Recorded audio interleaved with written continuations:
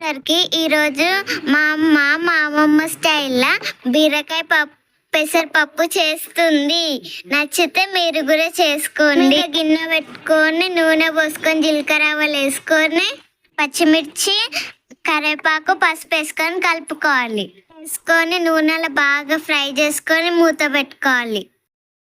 మూత తీసుకొని కలుపుకొని టమాటాలు నానబెట్టుకున్న పెసరపప్పు వేసుకోవాలి. దాంట్లో కొన్ని నీళ్ళు పోసుకొని 5 నిమిషాలు ఉడకబెట్టుకోవాలి.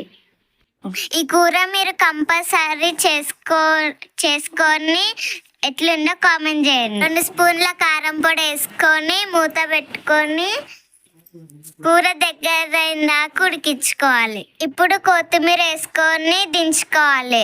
అంతే, బీరకాయ పప్పు రెడీ అయిపోయినంత. నా వాయిస్ ఓవర్ నా వీడియో నచ్చితే లైక్ చేసి సబ్స్క్రైబ్ చేయండి. Thanks for watching.